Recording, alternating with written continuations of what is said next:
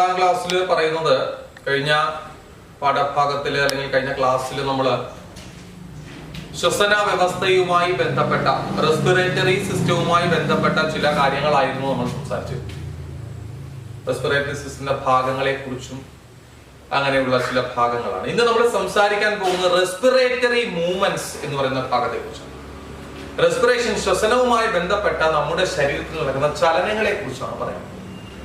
അതിൽ രണ്ട് വാക്കുകളാണ് നമുക്ക് പരിചയപ്പെടാനുള്ളത്: ഇൻസ്പിറേഷൻ ആൻഡ് എക്സ്പിറേഷൻ. ഉച്ഛ്വാസവും നിശ്വാസവും. ഇൻസ്പിറേഷൻ ഉച്ഛ്വാസം, എക്സ്പിറേഷൻ നിശ്വാസം.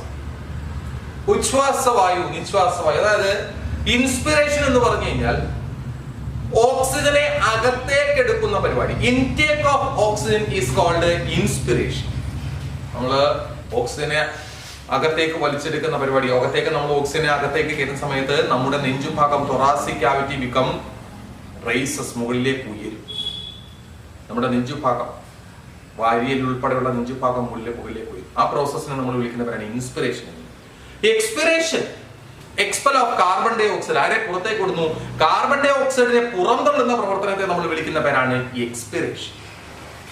അപ്പൊ നമ്മുടെ നെഞ്ചുഭാഗം എന്ത് ചെയ്യുന്നു? താഴുന്നു, ലോവേഴ്സ്. അപ്പൊ ഈ രണ്ടു പ്രവർത്തനങ്ങൾ, ഇൻസ്പിറേഷനും എക്സ്പിറേഷനുമാണ് പ്രധാനമായിട്ടും നമ്മൾ എന്തായി കണക്കാക്കുന്നത്? നമ്മുടെ റെസ്പിറേറ്ററി മൂവ്മെന്റ്സ് ആയി കണക്കാക്കുക. അപ്പൊ ഈ പ്രവർത്തനം നടക്കണമെങ്കിൽ രണ്ടാളുകളുടെ സഹായം നമുക്ക് ആവശ്യമാണ്. അതിൽ ഒന്നാമത്തെ ആളിനെ നമ്മൾ വിളിക്കുന്ന പേരാണ് ഇന്റർകോസ്റ്റൽ മസിൽസ്. ഇന്റർകോസ്റ്റൽ മസിൽസ് ഒന്നുമില്ല, specialised muscle that are seen in between the ribs. വാരിയല്ലുകൾക്കിടയിൽ കാണപ്പെടുന്ന, വാരിയല്ലുകളുടെ ഇടയിൽ കാണപ്പെടുന്ന പ്രത്യേക തരത്തിലുള്ള മസിലുകളെ നമ്മൾ വിളിക്കുന്ന പേരാണ് മക്കളെ ഇന്റർകോസ്റ്റൽ മസിൽസ് എന്ന് വിളിക്കും. Intercostal muscles. രണ്ടാമത്തെ ആളാണ് ഡയഫ്രം. കഴിഞ്ഞ ക്ലാസ്സിൽ നമ്മൾ പഠിച്ചിരുന്നു ഡയഫ്രത്തെ കുറിച്ച്, അല്ലെ? ആർച്ച് ലൈക്ക് സ്ട്രക്ചർ ആണ്, separate the thoracic cavity and abdominal cavity. ഔരസാശയത്തെയും ഉദരാശയത്തെയും തമ്മിൽ വേർതിരിച്ചുകൊണ്ട് കാണപ്പെടുന്ന എന്താണ്, പേശികൾ കൊണ്ട് നിർമ്മിതമായ ആർച്ചിന്റെ രൂപത്തിൽ കാണപ്പെടുന്ന ഭാഗത്തെ നമ്മൾ, ഒരു കമാന ആകൃതിയിൽ കാണപ്പെടുന്ന ഭാഗത്തെ നമ്മൾ വിളിക്കുന്നവരാണ് ഡയഫ്രം. അപ്പൊ ഈ ഇന്റർകോസ്റ്റൽ മസിൽസിന്റെയും ഈ ഡയഫ്രത്തിന്റെയും ഒരുമിച്ചുള്ള പ്രവർത്തനമാണ് വായു അകത്തേക്ക് കയറുമ്പോൾ നമ്മുടെ തൊറാസിക് ക്യാവിറ്റി അല്ലെങ്കിൽ നെഞ്ചുഭാഗം ഉയരുവാനും വായു പുറത്തേക്ക് പോകുമ്പോൾ ഇവിടെ എന്താ താഴാനും. അപ്പൊ നമ്മൾ ഓക്സിജൻ അകത്തേക്ക് എടുക്കുമ്പോഴും പുറത്തേക്ക് കാർബൺ ഡൈ ഓക്സൈഡിനെ പുറത്തേക്ക് കളയുമ്പോഴും നമുക്ക് പെട്ടെന്ന് മനസ്സിലാക്കാൻ പറ്റുന്ന ഈ ചലനം കൊണ്ടാണ് നെഞ്ചുഭാഗം നമ്മുടെ തൊറാസിക് ക്യാവിറ്റി ഉയരുകയും താഴുകയും ചെയ്യും സ്വാഭാവികമായി. ഇതിനെയാണ് നമ്മൾ എന്തായി കണക്കാക്കുന്നത്? റെസ്പിറേറ്ററി മൂവ്മെന്റുകളായി കണക്കാക്കുന്നത്. അപ്പം ഈ റെസ്പിറേറ്ററി മൂവ്മെന്റുമായി ബന്ധപ്പെട്ട് നമ്മുടെ തൊറാസിക് ക്യാവിറ്റിയുടെ ഔരസാശയത്തിന്റെ ചലനങ്ങളുടെ ഒരു രീതിയാണ് നമ്മുടെ പുസ്തകത്തിനകത്ത് രണ്ട് ചാർട്ടുകളായി കിടപ്പുണ്ട്. അതായത് ഇൻസ്പിറേഷൻ നടക്കുമ്പോൾ ഉച്ഛ്വാസവായു അല്ലെങ്കിൽ അകത്തേക്ക് എടുക്കുന്ന സമയത്തോ നിശ്വസിക്കുന്ന സമയത്തോ പുറത്തേക്ക് കളയുമ്പോഴും എന്തെല്ലാം മാറ്റങ്ങളാണ് നമ്മുടെ തൊറാസിക് ക്യാവിറ്റിയിൽ ഉണ്ടാകുന്നത്. അതായത് നമ്മുടെ ഡയഫ്രത്തിന് എന്ത് മാറ്റം വരുന്നു എന്ന് നമുക്ക് പറയണം. റിബ്സ്, വാരിയലുകൾക്ക് എന്ത് മാറ്റം വരുന്നു എന്ന് പറയണം. വോളിയം, അതിനകത്തെ എന്താണ് പറഞ്ഞിരിക്കുന്ന അളവ്, തൊറാസിക് ക്യാവിറ്റിയുടെ വ്യാപ്തത്തിന് എന്ത് മാറ്റം വരുന്നു എന്നറിയണം. അതിനകത്തെ മർദ്ദം, പ്രഷറിന് എന്ത് മാറ്റം വരുന്നു എന്നറിയാം. വായു എങ്ങോട്ട് പോകുന്നു, അകത്തേക്ക് പോവുകയാണോ പുറത്തേക്ക് പോവുകയാണോ എന്ന് പറയാം. ഈ രണ്ട് സ്റ്റേജുകൾ ഇൻസ്പിറേഷനും എക്സ്പിറേഷൻ. ആദ്യം നമുക്ക് ഇൻസ്പിറേഷനും എക്സ്പിറേഷനും എന്താണെന്ന് നമ്മൾ പറഞ്ഞു. ഇൻസ്പിറേഷൻ എന്ന് പറഞ്ഞാൽ എന്താണ്? ഓക്സിജനെ അകത്തേക്ക് എടുക്കുന്ന പ്രവർത്തനത്തെയാണ് നമ്മൾ എന്തായി കണക്കാക്കിയത്? ഇൻസ്പിറേഷൻ ആയിട്ടും അല്ലെങ്കിൽ ഉച്ഛ്വാസം എന്നും. കാർബൺ ഡൈ ഓക്സൈഡിനെ പുറത്തേക്ക് കളയുന്ന പ്രവർത്തനത്തെ നമ്മൾ വിളിക്കുന്നവരാണ് എക്സ്പിറേഷൻ, അല്ലെങ്കിൽ നമ്മൾ എന്ത് വിളിച്ചു? നിശ്വാസം എന്ന് വിളിച്ചു. ശരിയല്ലേ മക്കളെ പറഞ്ഞിരിക്കുന്നത്? നമുക്ക് ഇതിന്റെ ആദ്യം നമുക്ക് ഡയഫ്രത്തെ കുറിച്ച് പറയാം. ഇപ്പൊ നമ്മള് ഓക്സിജനെ അകത്തേക്ക് എടുക്കുകയാണ്. ഉള്ളിലേക്ക് വലിക്കുന്ന സമയത്ത് നമ്മുടെ നെഞ്ചുഭാഗം ഉയരുകയാണ് ചെയ്യുന്നത്. ഉയരുക എന്ന് പറഞ്ഞാൽ നമ്മുടെ കമാന ആകൃതിയിൽ ഇരിക്കുന്ന അല്ലെങ്കിൽ വളഞ്ഞിരിക്കുന്ന ഡയഫ്രം നിവരും, കൺട്രാക്ട് ചെയ്യുന്നു. അതാണ് അവിടെ പറഞ്ഞിരിക്കുന്നത്. തിരിച്ച് എക്സ്പിറേഷൻ ആവുമ്പോഴത്തേക്ക് റിലാക്സസ്. അത് ഏത് രീതിയിൽ? പഴയ രീതിയിൽ, സ്വാഭാവിക അവസ്ഥയിൽ സാധാരണ ഗതിയിലേക്ക് എത്തിച്ചു. കാരണം ചുരുങ്ങുമ്പം ഇവിടെ മേപ്പോട്ടും കയറും, ഇത് ഉള്ളിലേക്ക് പോകും. വികസിക്കുന്ന സമയത്ത് നെഞ്ചുഭാഗം ഉയരുന്നു, അതോടൊപ്പം തന്നെ വളഞ്ഞിരിക്കുന്ന ഡയഫ്രം നേരെയാകുകയും ചെയ്യും. മനസ്സിലാകുന്നുണ്ടോ? അപ്പൊ ഈ ഇൻസ്പിറേഷൻ സമയത്ത് ഡയഫ്രം എന്ത് ചെയ്യുന്നു? കൺട്രാക്ട് ചെയ്യുകയും എക്സ്പിറേഷൻ സമയത്ത് ഡയഫ്രം എന്ത് ചെയ്യുന്നു? റിലാക്സ് ചെയ്യുന്നു, നോർമൽ സ്റ്റേറ്റിലേക്ക് എത്തിച്ചു. ഇനി റിബ്സിനെ കുറിച്ച് പറയാം, വാരിയലുകളെ കുറിച്ച് പറയാം. ഇൻസ്പിറേഷൻ, ഓക്സിജൻ അകത്തേക്ക് എടുക്കുക. അകത്തേക്ക് എടുക്കുമ്പോൾ വാരിയലുകൾ എന്ത് ചെയ്യുന്നു? ഉയരുന്നു, റേസസ്. ആരുടെ പ്രവർത്തന ഫലമായി? ഇന്റർകോസ്റ്റൽ മസിൽസിന്റെ പ്രവർത്തനം. അപ്പം റിബ്സ് ഉയരുവാനും താഴുവാനും കാരണം അതിന്റെ ഇടയിൽ കാണപ്പെടുന്ന പ്രത്യേക തരത്തിലുള്ള മസിലായിട്ടുള്ള ആരാണെന്നാ പറഞ്ഞിരിക്കുന്നത്? ഇന്റർകോസ്റ്റൽ മസിൽസ് ആണ്. അപ്പൊ ഇൻസ്പിറേഷൻ സമയത്ത് ഓക്സിജനെ അകത്തേക്ക് എടുക്കുന്ന സമയത്ത് the ribs raises due to the working of intercostal muscle.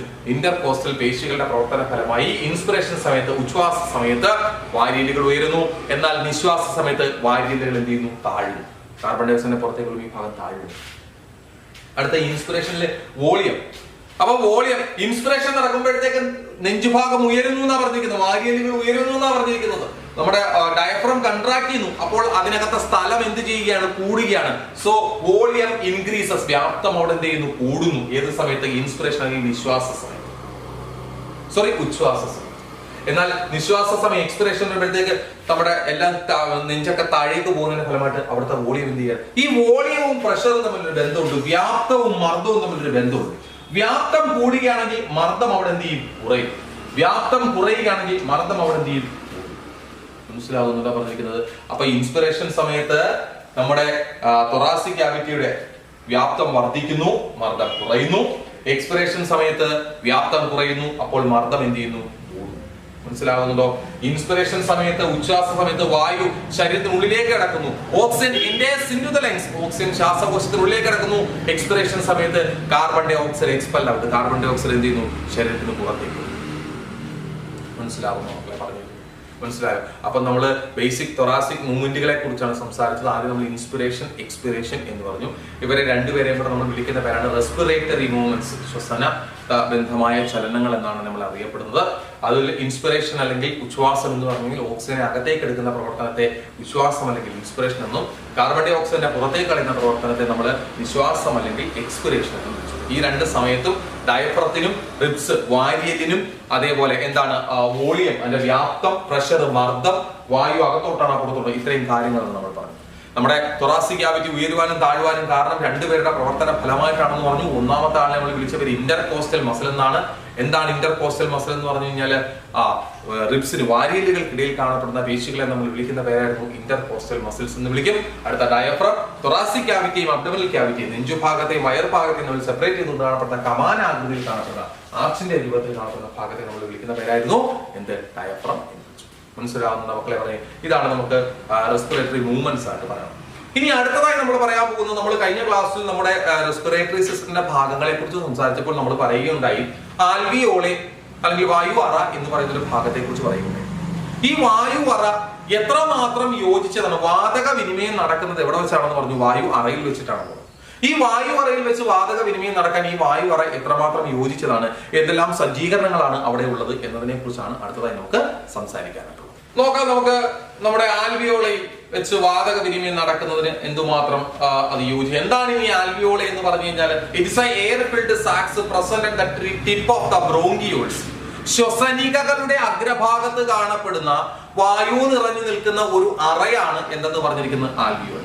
The exchange of respiratory gases like oxygen and carbon dioxide takes place in the alveoli എന്നാണ് പറയുന്നത്.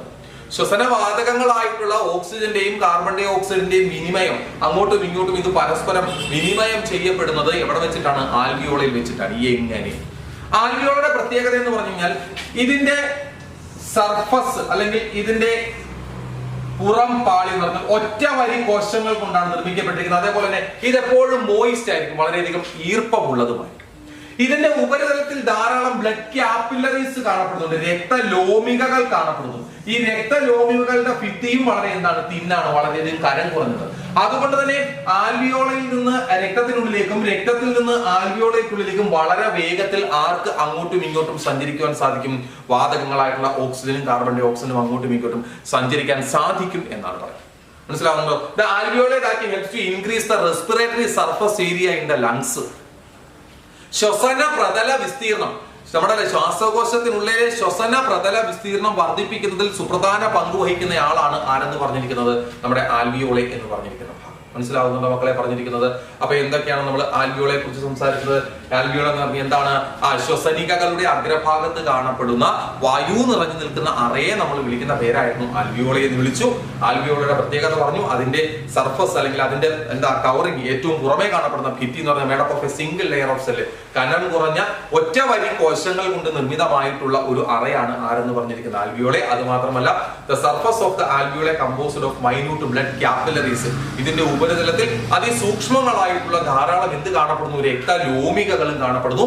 ഈ രക്തലോമികകളുടെ ഭിത്തി നിർമ്മിക്കപ്പെട്ടിരിക്കുന്നതും ഒറ്റനിര കോശങ്ങൾ കൊണ്ടാണെന്ന് പറയും. അത് മാത്രമല്ല, ആൽവിയോളയുടെ ഉപരിതല ഭിത്തി എപ്പോഴും എന്താണ്? മോയിസ്റ്റ് ആണ്, നനവുള്ളതാണ്. ഇതൊക്കെ ഇതിൽ എന്ത് നടക്കുന്നതിന്, വാതക വിനിമയം വളരെ ഈസിയായി നടക്കുന്നതിന് സഹായകരമാകുന്നു എന്നാണ് പറയുന്നത്. ഇനി എങ്ങനെയാണ് ഇതിനുള്ളിൽ വാതക വിനിമയം നടക്കുന്നത് നമുക്ക് നോക്കാം. ആദ്യം ഇൻസ്പിറേഷൻ നടക്കുന്നു, അല്ലെങ്കിൽ ഓക്സിജനെ അകത്തേക്ക് എടുക്കുന്നു. ഓക്സിജനെ അകത്തേക്ക് എടുക്കുമ്പോൾ നമ്മൾ പറഞ്ഞിട്ടുണ്ട്, നമ്മുടെ മൂക്കിൽ കൂടി കയറി nostrils, nasal cavity, trachea, bronchi, bronchiole, alveoli. മൂക്കിൽ കൂടി കയറി നാസാദ്വാരത്തിൽ കൂടി നാസാഗഹ്വരം വഴി ശ്വാസനാളം വഴി എവിടെ എത്തിച്ചേരുന്നു? ശ്വാസകോശത്തിനുള്ളിൽ എവിടെ എത്തും? അപ്പൊ അതാണ് ഇപ്പം വായു അകത്തേക്ക് കടന്നു. അകത്തേക്ക് കടന്നു കഴിയുമ്പോൾ ഇപ്പൊ നമ്മുടെ ആൽവിയോളയ്ക്കകത്ത് ആര് വന്ന് നിറഞ്ഞു നിൽക്കുകയാണ്? ഓക്സിജൻ വന്ന് നിറഞ്ഞു നിൽക്കുകയാണ്. മനസ്സിലാകുന്നുണ്ടോ? അപ്പം the concentration of oxygen in the alveoli increases. ആൽവിയോളയ്ക്കുള്ളിലെ ഓക്സിജന്റെ ഗാഢത കൂടുതലും അതിന് പുറത്ത് കാണപ്പെടുന്ന ബ്ലഡിൽ കാണപ്പെടുന്ന ഓക്സിജന്റെ ഗാഢത എന്തുമായിരിക്കും? കുറവുമായി. ശ്വസനം, ഓക്സിജനെ അകത്തേക്ക് എടുക്കുന്ന സമയത്ത് ശ്രദ്ധിച്ചോണം പറയുന്നത്.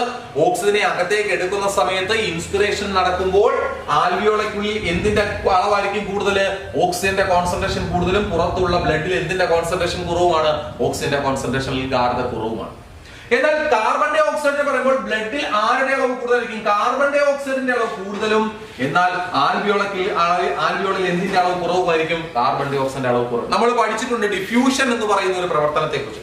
Movement of particles from the region of its higher concentration to the region of its lower concentration. ഗാഢത കൂടിയ ഭാഗത്ത് നിന്നും ഗാഢത കുറഞ്ഞ ഭാഗത്തേക്കുള്ള പദാർത്ഥങ്ങളുടെ ഒഴുക്കിനെയാണ് നമ്മൾ ഇവിടെ ഡിഫ്യൂഷൻ നടക്കുന്നത്. ഇവിടെ നോക്കിയേ, ഇവിടെ ഓക്സിജന്റെ ഗാഢത അല്ലെങ്കിൽ കോൺസെൻട്രേഷൻ കൂടുതൽ എവിടെയാ? ആൽവിയോളയ്ക്കുള്ള. As a result the oxygen is diffuses in the blood through diffusion. Diffusion എന്ന് പറയുന്ന പ്രവർത്തനത്തിൽ കൂടി ഓക്സിജൻ എന്തിനുള്ളിലേക്ക് കിടക്കും? ബ്ലഡിലേക്ക്.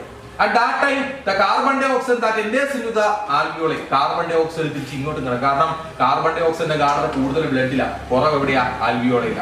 അപ്പം ഗാഢത കൂടിയ ബ്ലഡിൽ നിന്ന് കാർബൺ ഡൈ ഓക്സൈഡ് ഗാഢത കുറഞ്ഞ് എന്തിലേക്ക് കിടക്കും? കാർബൺ ഡൈ ഓക്സൈഡ്. തിരിച്ചു നോക്കുമ്പോൾ ഓക്സിജന്റെ ഗാഢത കൂടുതൽ ആൽവിയോളയിലാണ്. സോ ഗാഢത കൂടിയ ആൽവിയോളയിൽ നിന്ന് ഗാഢത കൂടിയ ഓക്സിജൻ ഗാഢത കുറഞ്ഞ ഭാഗമായി എങ്ങോട്ട് കിടക്കുന്നു? ബ്ലഡിലേക്ക്. അപ്പൊ രണ്ട് പരിപാടി അവിടെ നടന്നു. ശ്വസനം അല്ലെങ്കിൽ നമ്മൾ ഇൻസ്പിറേഷൻ അല്ലെങ്കിൽ ഉച്ഛ്വാസം നടത്തിയപ്പോൾ അകത്തേക്ക് കയറിയ ഓക്സിജൻ ഇപ്പോൾ എവിടെ എത്തി? ബ്ലഡിൽ, രക്തത്തിലും എത്തി. രക്തത്തിലുള്ള കാർബൺ ഡൈ ഓക്സൈഡ് എവിടെയും എത്തി? ആൽവിയോളിൽ. ഈ കാർബൺ ഡൈ ഓക്സൈഡ് തിരിച്ച് നിശ്വാസത്തിലൂടെ എക്സ്പിറേഷനിൽ കൂടി എന്ത് ചെയ്യും? പുറത്ത് കളയും. മനസ്സിലാവുണ്ടോ? ഇപ്പൊ ബ്ലഡ് എവിടെ ഉണ്ട്? ഇപ്പൊ ഓക്സിജൻ എവിടെ ഉണ്ട്? ബ്ലഡിലുണ്ട്. മനസ്സിലാവുന്നു? അപ്പൊ ആൽവിയോളയിൽ വെച്ച് എന്ത് നടന്നു? ഗേഷ്യസ് എക്സ്ചേഞ്ച്, വാതക വിനിമയം നടന്നു. ഏത് പ്രവർത്തന ഫലമായി? ഡിഫ്യൂഷൻ എന്ന് പറയുന്ന പ്രവർത്തന ഫലമായിട്ടാണ്. എന്താണ് ഡിഫ്യൂഷൻ? നമ്മൾ പറഞ്ഞിട്ടുള്ളത് എന്തായിരുന്നു diffusion? Movement of particles from the region of its higher concentration to the region of its lower concentration. ഗാഢത കൂടിയ ഭാഗത്ത് നിന്ന് ഗാഢത കുറഞ്ഞ ഭാഗത്തേക്കുള്ള പദാർത്ഥങ്ങളുടെ സഞ്ചാരം, അതിനെ നമ്മൾ വിളിച്ച പേരായിരുന്നു ഡിഫ്യൂഷൻ. ഇവിടെ നമ്മുടെ ഓക്സിജന്റെ ഗാഢത കൂടുതൽ ആൽവിയോളയിലാണ്. അപ്പൊ ഗാഢത കൂടിയ ഭാഗത്ത് നിന്ന് ആൽവിയോളയിൽ നിന്ന് ഗാഢത കുറഞ്ഞ ബ്ലഡിലേക്ക് ഓക്സിജൻ. കാർബൺ ഡൈ ഓക്സൈഡിന്റെ ഗാഢത കൂടുതൽ ബ്ലഡിലാണ്. അപ്പൊ കാർബൺ ഡൈ ഓക്സൈഡിൽ ബ്ലഡിൽ നിന്ന് കാർബൺ ഡൈ ഓക്സൈഡ് എങ്ങോട്ട് കയറി? ആൽവിയോളയിലേക്ക്. കേട്ടോ? അപ്പൊ ഇതിനെല്ലാം കാരണം നമ്മൾ നേരത്തെ പറഞ്ഞ ആൽവിയോളുടെ ഘടനയാണ്. എന്തൊക്കെയായിരുന്നു അതിന്റെ ഘടന? പറഞ്ഞ അതിന്റെ ഭിത്തി എന്താണ്? ഒറ്റനിര കോശങ്ങൾ കൊണ്ടാണ് നിർമ്മിക്കപ്പെട്ടിരിക്കുന്നത്. അതിന്റെ അപ്പുറത്തുള്ള ബ്ലഡ് ക്യാപ്പിലറീസിന്റെ ഭിത്തിയും എന്താണ്? വളരെയധികം കനം കുറഞ്ഞതാണ്. നമ്മുടെ ആൽവിയോളുടെ ഭിത്തി എന്താണ്? എപ്പോഴും മോയിസ്റ്റ് ആണ്, എപ്പോഴും എന്തുള്ളതാണ്? ഈർപ്പമുള്ളതാണ്. എന്നിവയൊക്കെ ഉള്ളത് കൊണ്ട് തന്നെ ഈസിയായ രീതിയിൽ ഈ പ്രവർത്തനം ഇവിടെ എന്ത് ചെയ്യും? നടക്കുന്നു എന്നാണ് പറയുന്നത്. മനസ്സിലാവുന്ന മക്കളെ? ഇനി അടുത്ത നമുക്ക് പറയാനുള്ളത്, ഇങ്ങനെ ഈ ബ്ലഡിൽ എത്തിയ ഓക്സിജൻ എങ്ങനെയാണ് ശരീരത്തിന്റെ വിവിധ ഭാഗങ്ങളിലേക്ക് എത്തപ്പെടുന്നത് എന്നതിനെ കുറിച്ചാണ് നമുക്ക് പറയാനുള്ളത്.